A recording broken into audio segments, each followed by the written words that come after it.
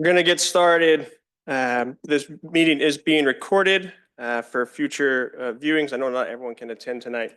Thank you for those who showed up in person, and thank you who are attending via Zoom.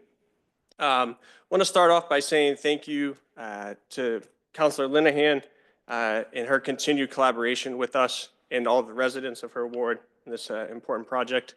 Thank you to the mayor for his ongoing pulling us together for this meeting and the elected delegation.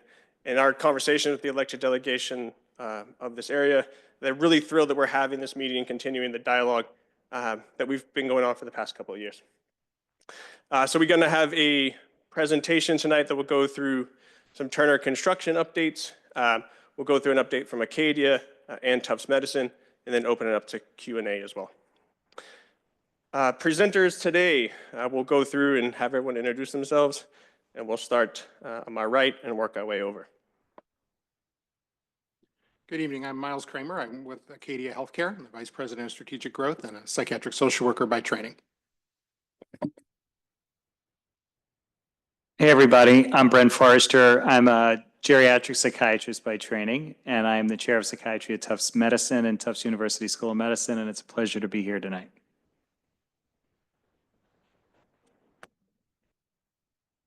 Hi, Chris Wicken. I'm the project manager for Turner, working on the construction site. Good evening, Amy Sowersby with Turner Construction executive for the project. Thanks. We do have a Q&A function enabled. So for those participants participating virtually, please type in your Q&As and we will get to them at the end of the presentation. We will rotate in person and virtual Q&A to get started. So I'm going to start our presentation.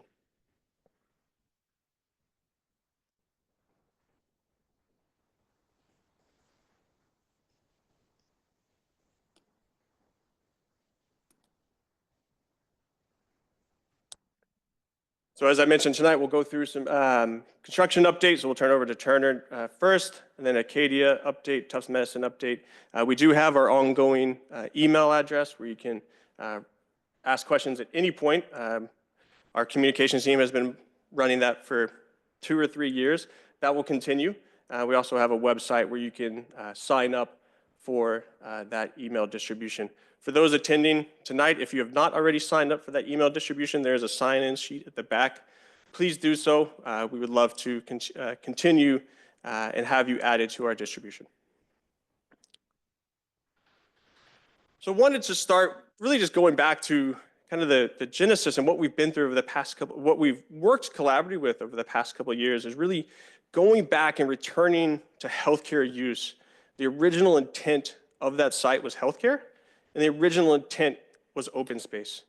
After years and years, we have returned to that use, and we couldn't be more excited to return to our mission of Tufts Medicine to deliver the best high-quality care that we can to our resident or to our neighbors and to the residents of the Commonwealth.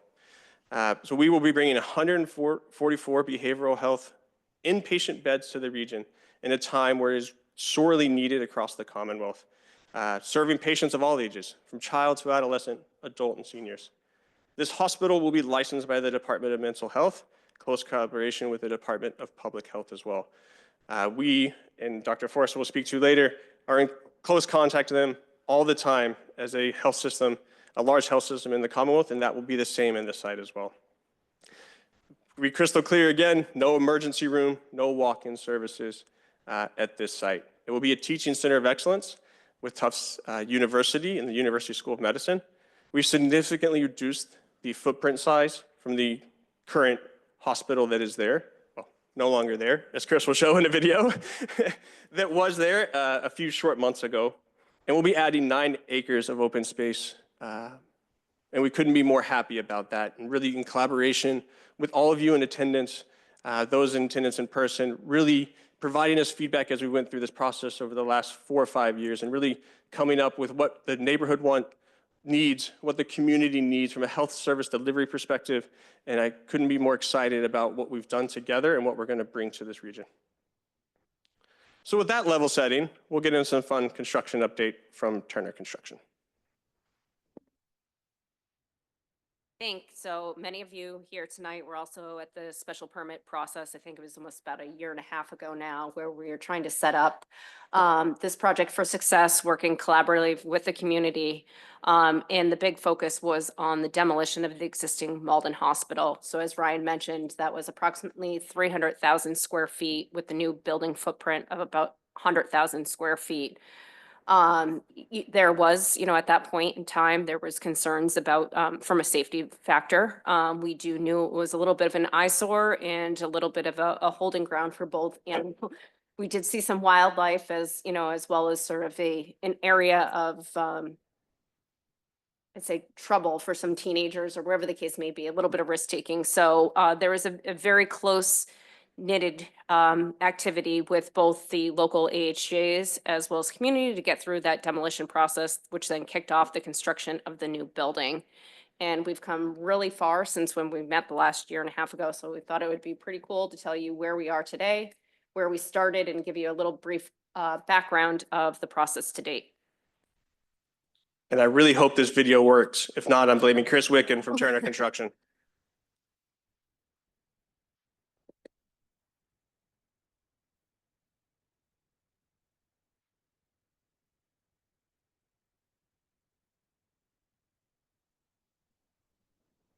If a few of you could remember, the main hospital was actually made up of like 5 different separate buildings that were slowly added on amongst the years. So it was a very engineered sequence operation to demolish each of those very specifically. So you get to the point where we're May of last year, or this year, sorry, 2024, when we actually what we considered a break ground with foundations and new structure for the building.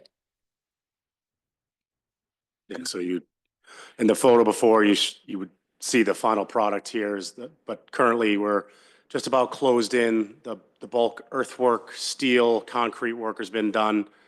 Paving has been done, sidewalks. You would have seen those installed here over the last few weeks. Curbing, the binder's been placed back on Hospital Road, and Hospital Road is been opened back up. I'll give you an update a little bit on what you're going to see over the next 8 months, or what you won't see, what's going on the inside of the building, if you don't mind going to the next one.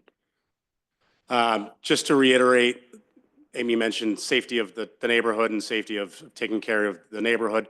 It's very clear to our contractors on the route. You can see there here that's the approved construction site route. That is a document that lives in the trailer and is part of every contract that we submit. We park on the job site. We have 80+ cars in the job. You can see logistics plan at the bottom. All deliveries are to access via Fellsway, Savin Street. As I mentioned before, bulk earthwork, concrete, exterior framing, and roofing materials, all those deliveries are completed. So as far as major equipment deliveries coming up, we have some rooftop equipment, but that is most of the deliveries that you'll see coming in are going to be on smaller box trucks. Consequences if someone does not follow the route is that they are removed from the project. We take it very seriously. And as far as the work hours, our work hours remain 7 a.m. to 3 p.m. Workers do arrive. They park on the job site. They get there a little bit earlier to get into the building, but we do not start any work until 7 a.m. So this winter, you'll see us buttoning up a little bit on the outside of the building. We'll be bagged on a part of the building. Inside of that bag, we're putting in stone windows and brick at the interior of the building. Mechanicals will be going in, drywall, paint, finishes. For one quick second. So Yeah. when we say bag, because we're so used to talk about construction terminology, that we put up plastic, we call it poly, in the areas where we may not have windows in, or for instance, at the lobby where it may not be fully enclosed. So that will help the weather from coming in and allow us to keep the building heated internally to continue on with some of our finishes like drywall, paint, and flooring. Perfect. Sorry. No, that's I know. so that's the winter work. In the spring, you'll see the exterior pedestrian bridge go in. Landscaping will start to come together across the street at the boiler in the nurses building. You'll start to see some of that grass going in. There will be some work down at the intersection of Murray Hill and Hospital Road. There's some realignment that happens with the curb line down there. And we do have 2 utility connections that we do need to make in the street, but we'll continue to coordinate that with the neighborhood and with the local utilities. And as far as interior, we'll be in the spring installing the finishes, miscellaneous equipment. Summer, you'll see finishes going on the exterior of the wall, benches going in, putting street lighting in at the exterior. And then we hand over the building to Acadia Tufts in July of 25. Next slide. Let me get you. Thank you. So as far as key focuses, we will continue to focus on the safety of not just the workers on the site, but of the neighborhood and the folks that live in the neighborhood. People that are walking with their animals, continue to work with signage and be very clear as to when sidewalks are open or closed. Quality obviously is very important, and we will continue to work closely with the city of Malden on logistics and inspections. Did place a rendering here on the right. That is the commemorative plaque area as you come over the pedestrian bridge there. The two obelisks, one on the right and the left, came off the existing hospital. Those will become part of that seating area, and then the brick that you see at the seating area was reclaimed from the existing hospital and get utilized in that seating wall. Thanks, Chris. And we'll continue to work with the Malden Historical Commission as we go through the finalization of the storyboards in that plaque. Just wanted to add that. So Miles Kramer is up next. Well, good evening, y'all. As I said when I introduced myself, I serve as the Vice President of Strategic Growth for Acadia, and I spend my days on our joint venture partnerships across the United States. I'm a licensed clinical social worker by background and have dedicated my entire career to behavioral health services. For those of you who may not have been involved in this project all along the way, although I see a lot of familiar faces, Acadia Healthcare is the nation's largest 100% dedicated behavioral health organization. We operate 54 inpatient behavioral health hospitals in 39 states and in Puerto Rico, including the South Coast Behavioral Health Hospital and Haverhill Pavilion here in the Commonwealth. Each day, our focus is dedicated to serving the most vulnerable populations and delivering the highest quality care. And behavioral health is the only thing we do. It's our entire focus and our entire mission. Our purpose is to expand access to care and to make a meaningful impact in the community and in our nation that faces an unprecedented behavioral health crisis these days. We're honored to partner with Tufts Medicine to build and operate the new 144-bed joint venture behavioral health hospital right here in Malden. This hospital will provide services across the age range from adolescents to seniors. There will not be methadone or comprehensive treatment services at this location, as we discussed during our permitting process, and the site permit actually doesn't even allow those services. As the Turner team described, construction of our new hospital is advancing very quickly and on schedule, and we look forward to opening it up this summer. Including our partnership with Tufts Medicine, Acadia has 21 joint ventures with premier health systems across the country. These partnerships help address the nation's critical shortage of behavioral health beds and services by adding 22 brand new state-of-the-art hospitals. 11 of these are busy taking care of patients right now, tonight, and the remainder, like ours here in Malden, are under construction and will open soon. When Acadia is selected for a partnership of this kind, we're generally chosen through an in-depth competitive process, evaluating multiple options, multiple behavioral health organizations, often including Acadia and our competitors, to partner with academic medical centers, including Tufts Medicine, East Carolina University, Geisinger, Henry Ford, Fairview Health, and the Dell Medical School in Texas. For us, joint ventures are a key part of our mission to increase the nation's availability of behavioral health care, reduce the stigma people experience in accessing care, and close the gaps between primary medical services and behavioral health services, two things that often operated quite separately in our nation's history. All of our academic partnerships are or will become training sites for our partners to develop the next generation of behavioral health professionals and address the national scarcity of psychiatrists and other professionals. These are things we hear about in the news all the time, that there's a shortage of psychiatrists, social workers, nurses, people that dedicate their careers to this kind of service.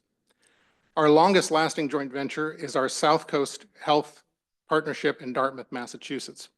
It's a 192-bed hospital, the second largest in the state, and has an exceptional reputation within the region, the state, and especially with the Massachusetts Department of Mental Health.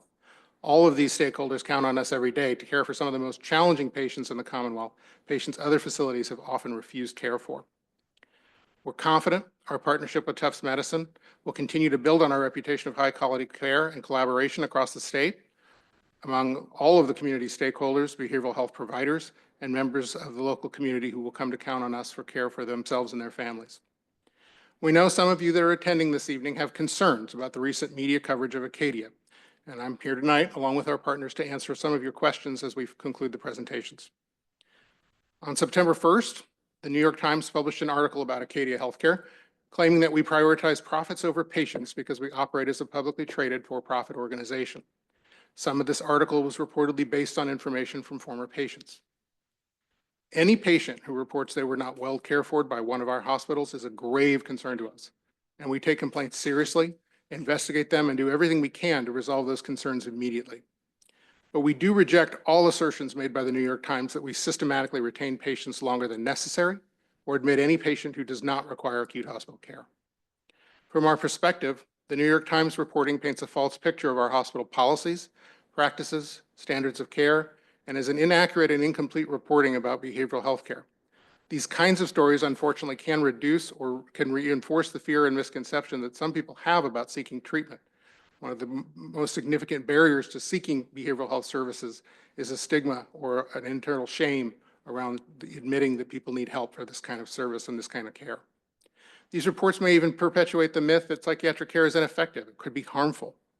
Not only do these stories misrepresent the facts, but they omit a lot of material context and ignore our proven track record of delivering life-saving care for over 150,000 patients just in the last year in our acute hospitals alone. We've chosen to respond to the New York Times allegations through a series of meetings between our joint venture partners and our senior leaders, and we've posted a response we call Setting the Record Straight on the Acadia website. I'd welcome you to go there and read that, and if there are questions about it, Ryan, I know, has provided the email address to ask those questions. Importantly, since 2016, Acadia has provided more than $500 million in uncompensated care to help deliver the best patient outcomes regardless of a patient's ability to pay. That means we admit a patient who requires care even when they cannot pay for it, and we continue to provide care even after an insurance company has told us they will no longer fund that patient's stay. We keep patients in care until they have an appropriate plan to leave the hospital and maintain the gains that they've made. Involuntary commitment to a psychiatric hospital is a complex issue and has profound implications for individuals and their families. While some stories have portrayed commitment as a means of trapping individuals against their will, the process is far more complicated and far more transparent. It's important to emphasize that involuntary commitment includes a legal process that generally involves a lot of parties, such as a patient's attorney, family members, a court, case managers, law enforcement, outside providers, and external referring clinicians. In most cases, the decision to involuntarily commit a patient for psychiatric evaluation in a behavioral health hospital is initiated by an emergency room doctor, law enforcement officer or personnel, a family member, emergency responder, or other individual that may be designated by the various state statutes where we deliver care. Those are the independent parties that determine a patient requires an urgent psychiatric assessment. Patient care decisions, all patient care decisions, but those especially including whether treatment is necessary at all or for how long, are medical decisions made by licensed physicians and based on medical necessity and adhere to all local, legal, federal, and state requirements. It's widely recognized within the medical community that discharging patients too early can result in catastrophic consequences, including serious injury, even death for the patient or for those around them. You don't have to look very far in the national media to see the impact that suicide continues to have on our communities and our patients. Determining the appropriate level of care for acutely ill patients is a highly complicated, highly individualized decision that psychiatrists weigh each and every day with each and every patient. Our multidisciplinary teams work with patients, guardians, and family members during treatment and in preparation for discharge. When making discharge decisions, physicians lead with the best interests of our patients at hand and weigh a variety of factors, including their ongoing treatment needs, availability, and the risk of discharge before they're adequately stabilized. We understand the tremendous responsibility that comes with supporting patients admitted involuntarily to our hospitals. These are very serious decisions, and our clinicians fiercely advocate for each patient's best interest. Again, we wholeheartedly reject the assertions made by the New York Times, and we remain dedicated to expanding access to behavioral health care and delivering that care at the highest possible levels of quality and reliability. I'll look forward to questions at the end of our presentation.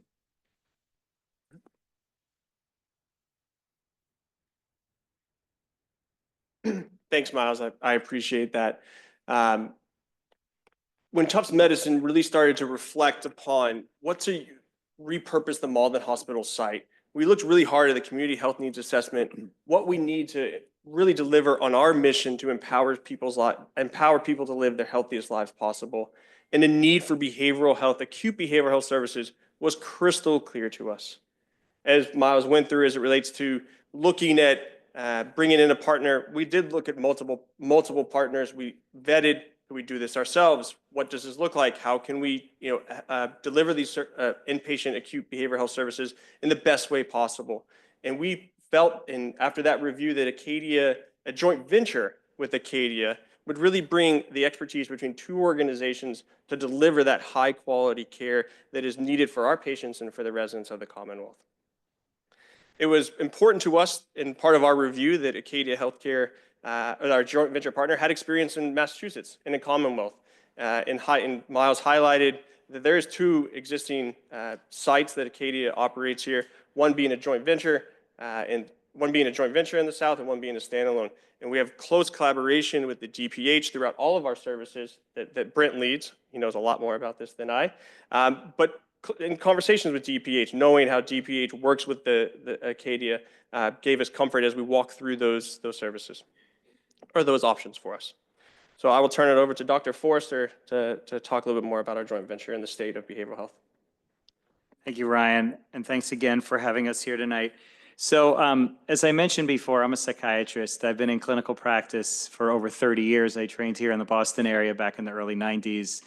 And it's really been my mission and passion to care for people, mostly older adults, but across the age spectrum, who have psychiatric illness and substance use disorders. I came to Tufts as the chair of psychiatry a year and a half ago. And as you heard from all of the folks here tonight, this plans for this project in collaboration with you all were well underway. And having worked not far from here in Belmont at a hospital on the hill there for most of my 30-year career, I'm very familiar with psychiatric hospitals and the impact it plays on communities, the ability to care for patients, and also in this academic joint venture with Tufts to help train the next generation of clinicians who are going to be caring for people with psychiatric disorders. So I want to talk about two things really briefly. One is the crisis that we've been in behavioral and mental health, and then a little bit about the project before we entertain some questions. So although some people will point to the COVID-19 pandemic as the genesis of this behavioral mental health crisis that we're in right now, those of us who have been in the field, or many of you out there listening tonight on Zoom or here in the room, undoubtedly have some member of the family or a friend who struggled with anxiety or depression or substance use disorders or trauma-related conditions over the course of their lifetime. These illnesses are extraordinarily common, and they've risen in prevalence, especially over the past decade or so, with the pandemic being one of the factors amongst many others. And in the pandemic, we saw especially a crisis of anxiety, depression, and trauma-related disorders in the adolescent population, really up to age 24, 25. That's really where I think we saw the highest numbers. But we saw it really throughout the life cycle.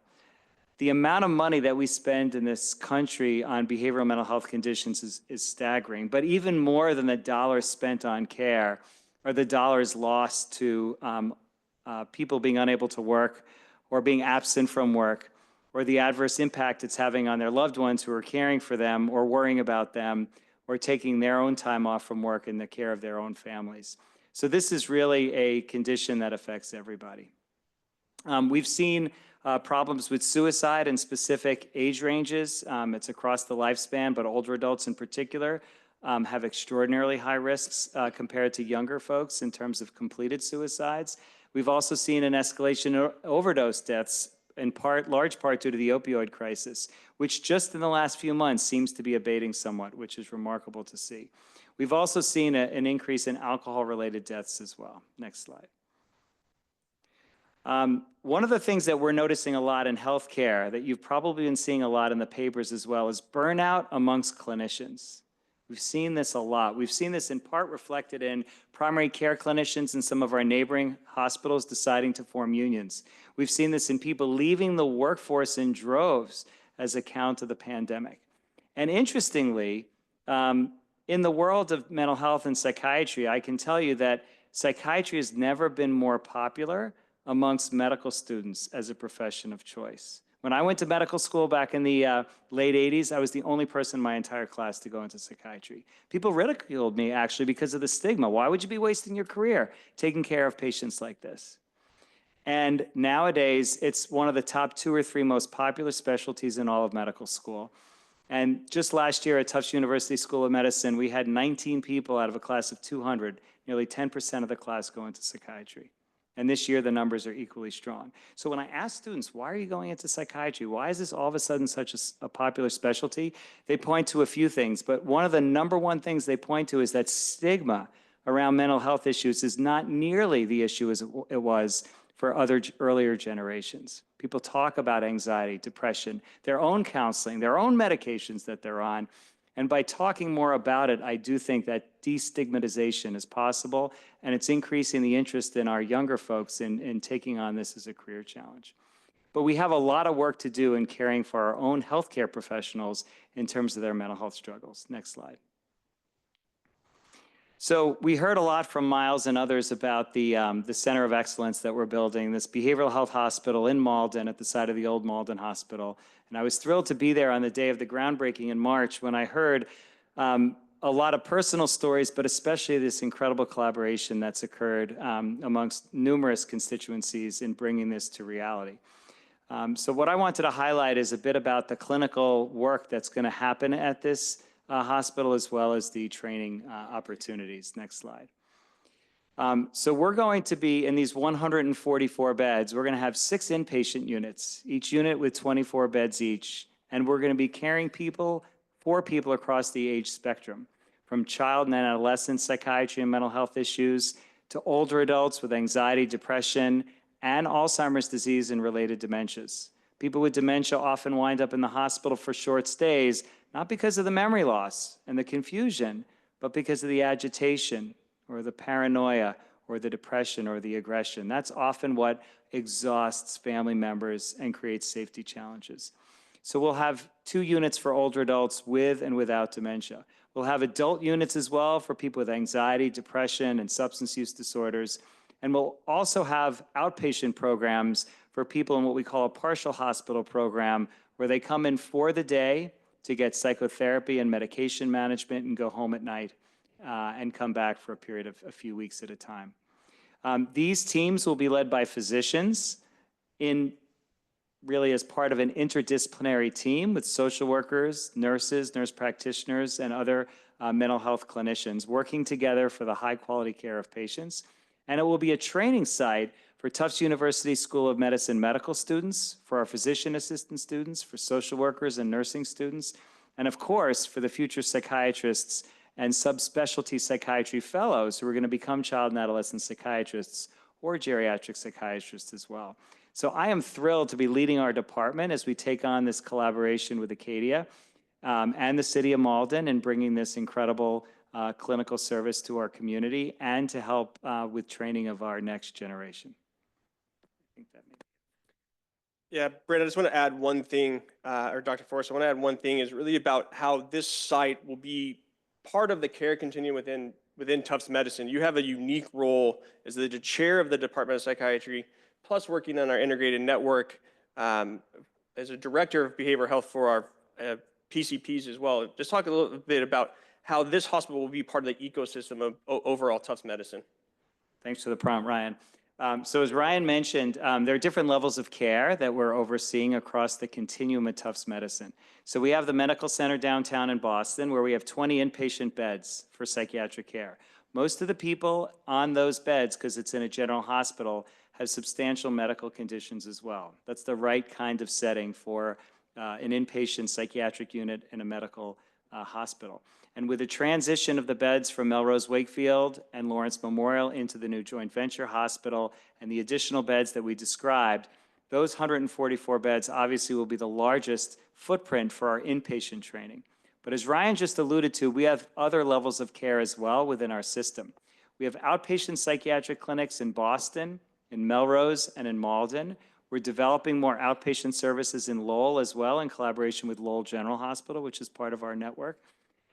We also have a tremendous number of social workers, nurse practitioners, and psychiatrists delivering team-based care across our network of primary care clinicians. And that network goes from southern New Hampshire all the way down to the Cape. This network of clinicians is called the Tufts Medicine Integrated Network. Some are primary care clinician practices, some are specialty practices within medicine, but anybody going to the regular doctor these days, nowadays, is screened for anxiety, for depression, for alcohol use, and other drug abuse. And once we find that people screen positive, we have teams of clinicians to be able to do a formal assessment and get them to the care that they need. Some of those people will be in crisis. Hopefully, we'll avoid a lot of crises by putting more mental health care into the community. But for those that are in crisis, we're now going to have access to a high-quality, state-of-the-art facility with outstanding clinicians for those patients. And one of the reasons why this hospital was so critical, especially in the wake of the pandemic, has been the crisis of boarding in our emergency rooms, which continues to this day, somewhat better than it was a year or two ago, but we still have a lot of people that are waiting days and weeks to get into the kind of treatment that this hospital will provide. I can talk for hours about our memory care center and beyond, but I'm going to stop there. Thank you, Grant. I appreciate that. Just wanted to highlight the amazing work that you're helping lead across Tufts Medicine and that expertise going into this specific joint venture as it relates to the acute inpatient hospital. So last few slides here. Again, there's a sign-up sheet in the back for those in attendance, and make sure you sign up to our email distribution. You can email questions afterwards at any point to community@tuftsmedicine.org. We will continue to share updates at this website, which you can bookmark or go to, and you can sign up for the email distribution there. So that will end the part of the presentation. Before we go into Q&A, because we had a few more people join, I want to again thank the Mayor's Office for their continued collaboration on this project. Councilor Linehan, in close, I made the mistake of introducing Turner and Councilor Linehan at the start of this, and they talked quite a bit that I forgot, so thank you for that. Senators Lewis' office, Sarah, thank you for being here. Representative Donato, thank you for being here as well, your continued delegation support. And in attendance virtually is Representative Kate Lipper-Garabedian and Representative Altrino. Thank you to our entire elected delegation, and thank you to any of our electeds who I missed, and I apologize, but thank you. Now we will turn it over to Q&A. Again, I'm going to do my best to alternate between in-person and virtually, and I'll read those questions aloud. Do we have a brave face for any internal in-person questions? All right. So just hit the red button on the mic. You know this drill.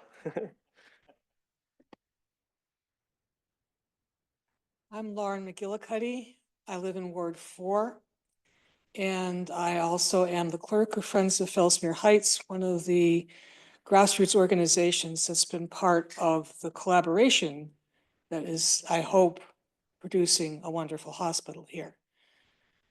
It may surprise you to know that I have no questions for Acadia. I accept that there is a balance to be struck between making profits and caring for people. And it doesn't surprise me when the tension between those two things causes either individuals or sometimes entire organizations within a larger group to drift from ethical to unethical practices. My questions are mostly for Dr. Foster, because we can't change whatever happened at any Acadia hospital in the past, but we have a future here. And what I want to know are several things.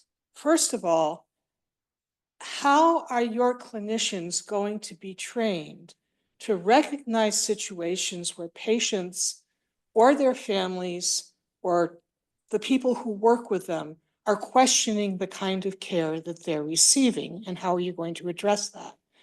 The second thing is, and this was one of my main concerns in reading the New York Times articles, was the pressure that employees at these hospitals felt about having to perform, having to keep people, having to use certain words and not use certain other words to describe the behaviors they were seeing. How is your involvement as the nonprofit partner in this joint partnership going to prevent those kinds of ethical, that kind of ethical, and I'm going to use this a very strong word, ethical torture for the employees and clinicians there. And I have some other concerns about construction and logistics and soil samples, but we'll leave that for another point in time. Thank you. Thank you so much for that question. This is an issue that we at Tufts Medicine have been thinking about since the initiation of this joint venture. And I think our concerns around, and I really appreciate your perspective on not really understanding the full facts and all the different pressures involved in these situations. First thing I want to talk about is governance, because I think it starts there. And so our contract with Acadia calls for a joint governance process where there are 6 seats on the board, with 3 coming from our Tufts Medicine group, including myself, our CEO and our Chief Operating Officer, and 3 from Acadia. So that's number one. Number two, we have a shared quality oversight committee that will also be comprised of leadership from Tufts Medicine and from Acadia to assure quality at the highest levels. Now, what does that actually mean on the ground? That means collecting data on a consistent basis in terms of length of stay, adverse effects that may occur in the hospital, concerns that are being raised by employees about things that they find concerning or unsettling about the care of patients.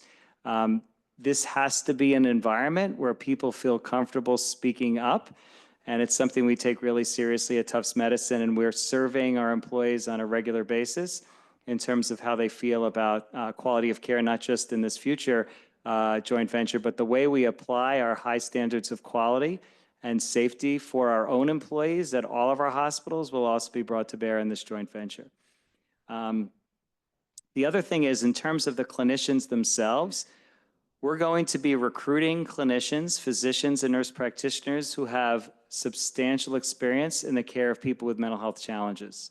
And we're going to be supervising them very carefully, and we're going to be understanding some of the challenges and pain points that they face every day. And so I'm confident that this structure that we're building between governance and quality will help with that oversight.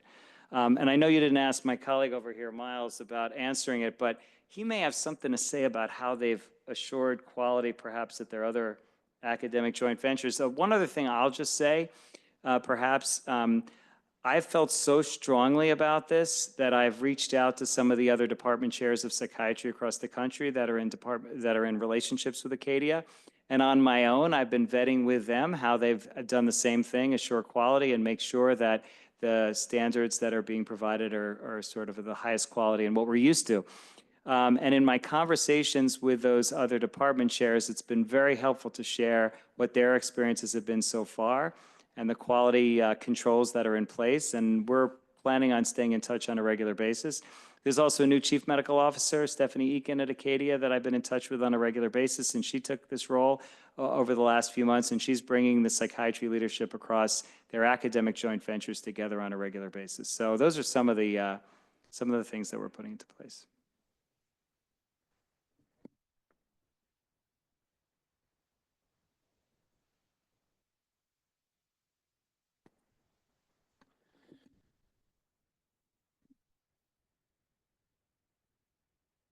Going to go to our virtual participants. And be remiss to say, also attending is Mayor Lungo Cohen from Medford. Thank you so much for attending, Mayor, and a close collaboration that your entire team has had throughout this project. So I believe this one is for Turner.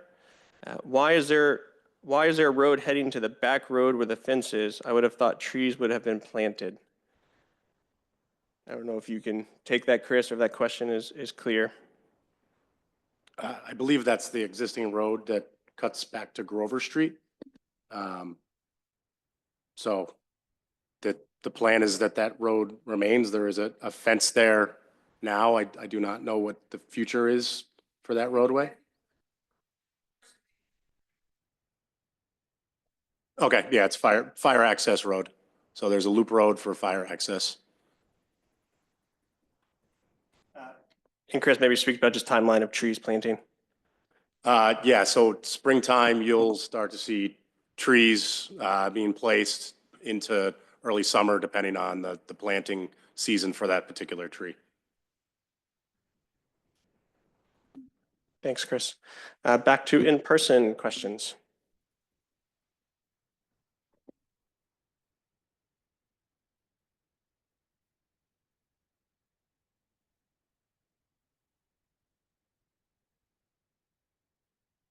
Have soil tests been done on the remediated parts of the site?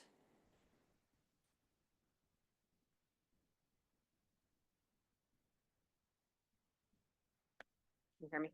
Yeah, so for all of the soil that was removed during the areas of the demolition, the construction, those were all cleared by an industrial hygienist. The results? Is it possible to see them? Yes. And how do we do that?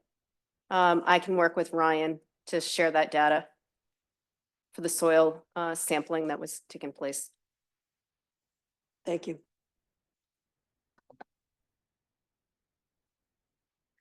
And now we'll go back to a virtual question. A great question here. Can you speak to the complaints filed with the Department of Mental Health and Public Health regarding the 2 Acadia affiliated locations in Massachusetts in recent years and how they relate or are similar to, if at all, the New York Times reporting?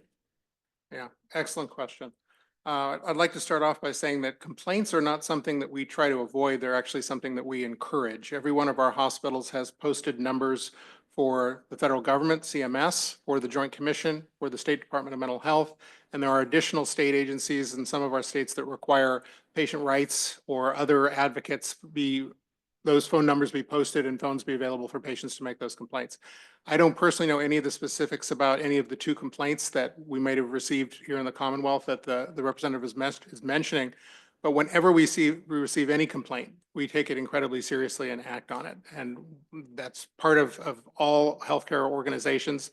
There has to be that ability for patients or family members or stakeholders to say, this is something that I wasn't comfortable with, or this is an issue that I felt wasn't handled appropriately. And those are all recorded, documented, investigated, and remediated as rapidly as possible, irregardless of where they come from. Thanks, Miles. I appreciate that. Ping pong, back to in-person questions.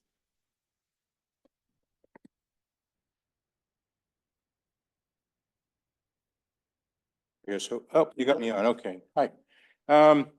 Just a couple of things. I am your abutter on West Border Road. I'm Mark Gennard. You may know me. You've seen my emails, my missives. I want to first thank you folks at Turner. You've been very responsive to my request. Thanks to Sean too, who helped me get those trucks off of West Border Road and kept them off West Border Road. Thank you very much. I also thank you for opening up Hospital Road again. That was a 3-month stint that you closed that road down. And as I was explaining to some folks here, there's a manhole, there are fire hydrants on Hospital Road, and that is the nearest fire hydrant for the residents on my section of West Border Road. The other ones are up on 7th Street, up 7, and Fellsmere, and at Fellsmere and 7 on the other side. So when you closed down the road and we had a drought, I was very concerned about having a fire happen, which we have had happen in the past. So I thank you for opening up the road again, even though it's only a binder coat. My other issue, and Sean can speak to this thing, and you'll probably have seen my emails about this too. I've been all over with the MBTA to get that damn bus restored up the hill. And Amanda too. I mean, I have gone back and forth with the MBTA about this, and I thank you for opening up that area at the top of the hill, although there was 4 cars parked up there in the no parking area, which is used for the turnaround. That when I looked up there this morning at 8:45 this morning. But I need some help from you folks that you're either gonna help us get the bus back, restored back up on the hill, or give me a reason of why it can't be. Because I'm not sure if it's the MBTA stalling us or if it's some issue that you've approached them and said, we can't do this. My observations up there, and I've sent you pictures of a week ago, that the parking lot area was clear with the exception of the curb cuts that you would put up there. So I thank you for making that available to them, but I do need your help on telling the MBTA that it is okay to run the 99 bus up there, because people working in the nursing home and your future employees are going to be needing to get up that hill. So it's not a complaint, it's a call for help from you to get that taken care of. Thank you, Mark. I just want to go back to address your concern regarding the initial closure, just to put some ease at. Any of the closures have been reviewed, and they were collectively and ongoing reviewed with the fire department and city hall. So, those types of, countermeasures, we're being very proactive in our planning with the city. So that would not have been approved without a backup plan or ease of usage. So I just want to address that, and then we can talk a little bit about the Yeah, bus. and they have keys. We did give keys to all the fire, And both Sean, Malden and and Medford. Sean informed me of that. And Yeah. I also talked with our local police officer who happens to live on Fellsmere Road and told me, well, they'll just follow over the fence Yes. anyway, if the problem. Yes. But that's lost time. And we had a drought situation that was very severe. And it was, I thought, a little irresponsible to close that street off and make those hydrants unavailable. So just so, I guess to put it a little bit into perspective, there are also needed services. There is no gas service, which is needed for the future functioning of the building. So us working with National Grid, I mean, there is a process in order to be able to open up the roadway, install the utilities, the testing, the connections. So it was also more of a safety perspective, because we'd be able to do the work, during the day, but then at night, not necessarily having the best signage and the road closure. It was discussed and as part of with the city that the best option would be just to close it for a specific duration 24/7. But we do absolutely understand, the importance of that. And of course, the safety is the first measure of everybody and everybody's mind. It helps to take a little bit of the excess traffic off of West Border Road that has now migrated there. Albeit if you only have a binder coat down on the road, and I know that's all you're gonna have for the winter up there. But it's still a rideable surface. I just drove over it to come over here tonight.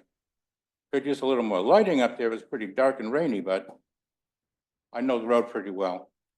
Could also use a stripe on it too, but again, you're not gonna put a stripe on a binder coat.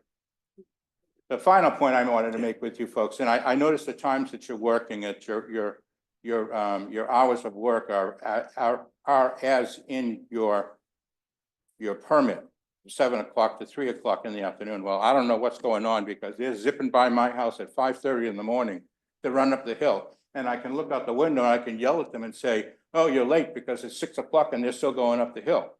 So you may say they start at 7, but I see them coming by my house at 5:30 in the morning and leaving at 2 o'clock in the afternoon. So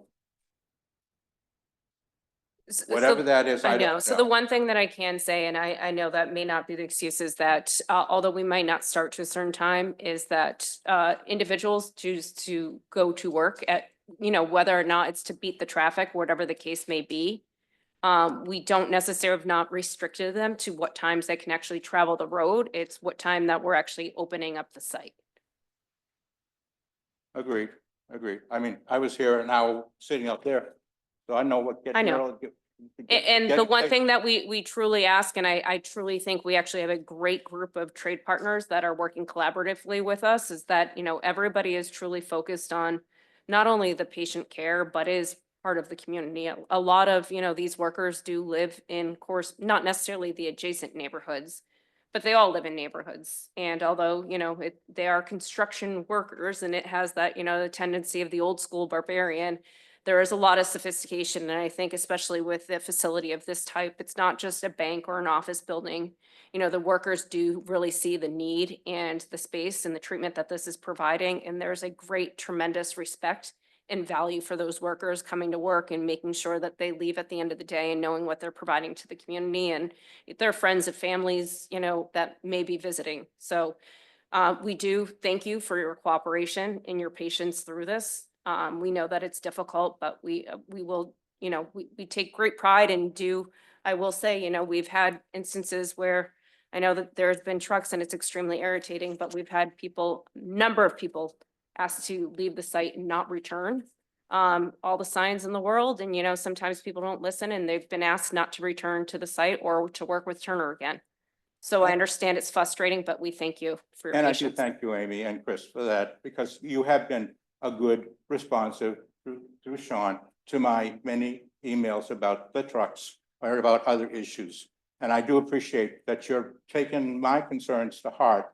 I was very pleased when you guys actually opened up that road, because I sent an email telling you folks about the drought and the fire hydrant up there and the inaccessibility of it, and then you guys opened up the road, and I appreciate that. And I know you weren't ready to open it up because not so long after that, a couple days later, National Grid was up there ripping up the street again. Yeah. But I truly appreciate your responsiveness to my requests. That's him. And that's all I have to say tonight. See, I leave them smiling. Thank you. You know where to email. All right, we're going to go to a virtual question. Let's go here. Will this facility treat a potential violent suspect that the judge orders a psych evaluation before there is another court date? So Dr. Forster or Miles, can you take that one, please? No, we will not be admitting those individuals. The state hospital system has a number of beds specifically designated for folks who have psychiatric illness and forensic issues, who may have violent tendencies. And we actually, one thing I didn't mention about our services, we have clinicians, psychiatrists, psychologists, nurse practitioners that we employ who deliver psychiatric care at Tewksbury Hospital, the Shattuck Hospital, and Fuller Hospital in Boston, which is about half of the beds in the state mental health system. And that's where these individuals are often admitted for a full, careful psychiatric evaluation where the staff are trained to manage those types of complexities. Thank you, Dr. Forrester.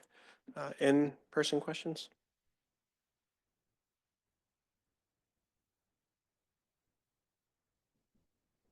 Round two.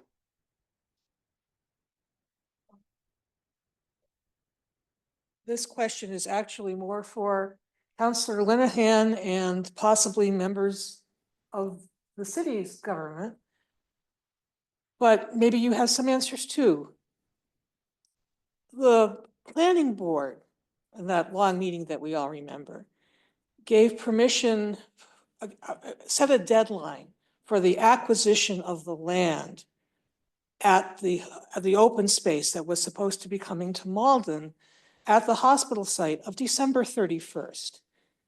It's December 9th. To the best of my knowledge and belief, that land has not been acquired by the city. What's the plan?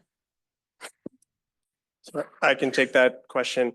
It was the permitting decision, and Councilor Linehan, keep me honest, the permitting decision was to have an option agreement signed with the city, and that has been signed. The city will take over, this will answer some additional questions. The city will take ownership of that land. So we have an option agreement that has been signed. The city is working its way through various grants to acquire that land, and the city will plan and manage that open space land. Our role as Tough Medicine will be a neighbor in that process. So the requirement of the planning board has been met.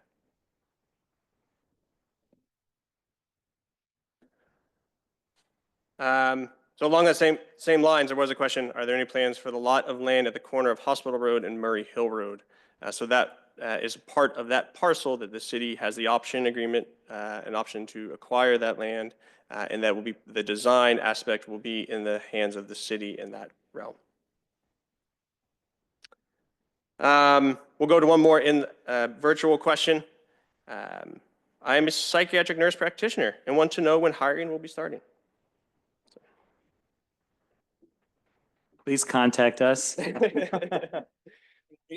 We will send you our email addresses, but we're currently actually getting a lot of requests like this for people interested in serving as both physicians and nurse practitioners in our new facility. Obviously, the current staff will be, we're discussing at length, and we've been for a long time in moving over, but also from new people as well. So please do get in touch with us. So the posting of jobs will be happening, in the relatively near future. Miles, anything else to add there? Yeah, in addition to physicians and all of those, we will need a lot of people, nurses, social workers, activity therapists, kind of across the disciplines for a behavioral health hospital. When we're fully operational, that hospital will have over 300 employees. About 350 is what a hospital that size requires. So tell your friends, tell your neighbors, we will have our permanent leadership on site probably very early in the new year, and they spend the lion's share of those first couple of months building up the staff to take on the size of that hospital and all the different roles that they have. So that's the fun part, the scary part. It's a part we all enjoy a great deal, but we'll need a lot of folks to come in and work with us, and we look forward to it. In-person question.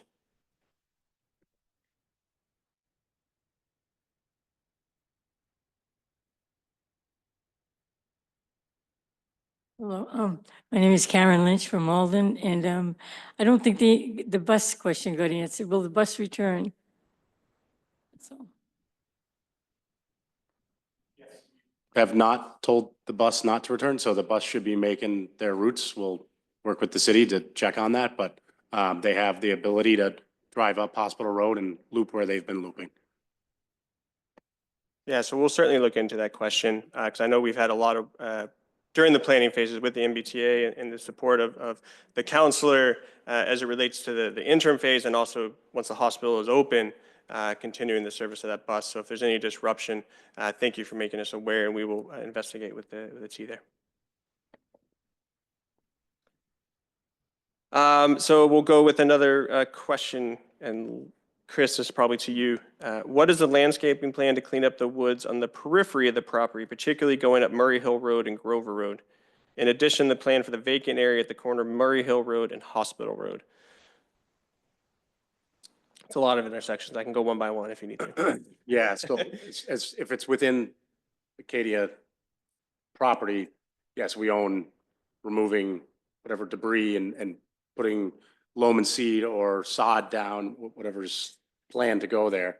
If it is off of the property, that'll be a further discussion. I think on the vacant area, or sorry, let me rephrase. On the open space area, we have committed to doing a seed, cleaning up and doing a seed of that area. Correct. That'll be a loam and seed across the street where the existing nursing and boiler building were. And then at the very large open space to the south of the building, that whole area gets regraded where it was parking lot, and that is covered in loam and seed. And that will happen in the spring. Correct. Yep. Okay. So a tangential question in this, I might be able to take this, or Miles.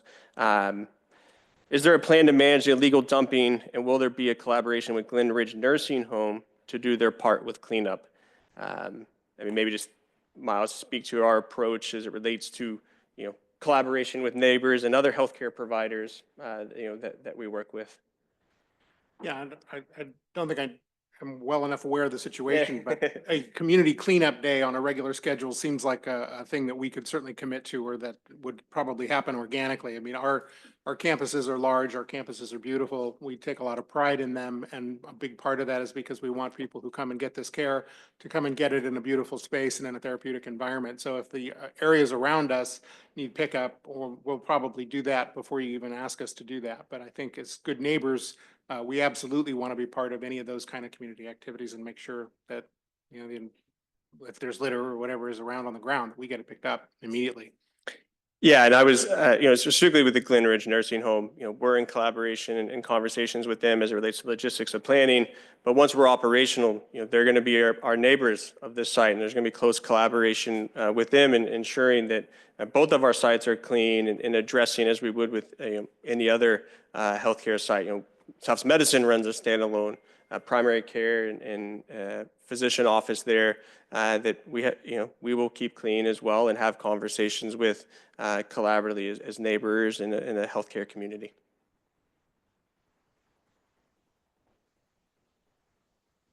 I was just reading the other virtual question was around the open space, which I think we have addressed. Any other in-person questions? Or let me rephrase, what in-person questions do we have?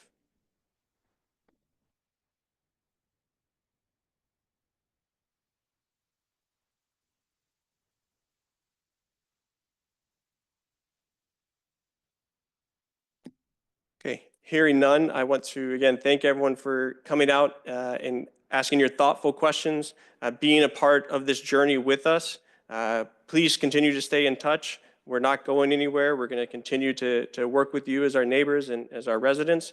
And thank you so much for your engagement tonight and throughout this entire process. And to Dr. Forrester's words, really excited about what we're going to be able to deliver at this site and really empowering the mission of Tufts Medicine. And I'll leave you with a parting shot. Oh my God, the parting words. Parting Well, words. I had two thoughts that I wanted to leave you all with. I love the way this community has all come together to partner on this important hospital venture. And I also think we can be creative together, maybe with some of our elected officials and others in the community, on how to connect the community even more closely with the hospital.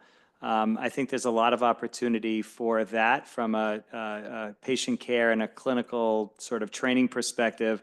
And then as you were all just talking about the nursing home and our adjacent clinics, it's an opportunity to create a healthcare ecosystem on that hill. Now, we're going to have 48 of our beds are going to be older adults. And I think thinking about how best to facilitate back and forth with our long-term care neighbors and our outpatient, not only primary care and medical clinics that are across the way, but we also have a psychiatric outpatient clinic there as well. So I think there's a lot of opportunity for community engagement with the community and also with the healthcare providers right in our backyard. So I want to thank you all very much for being here, for your engagement over many years. And we are always here and welcoming your questions and ideas. So thanks so much. Thank you all.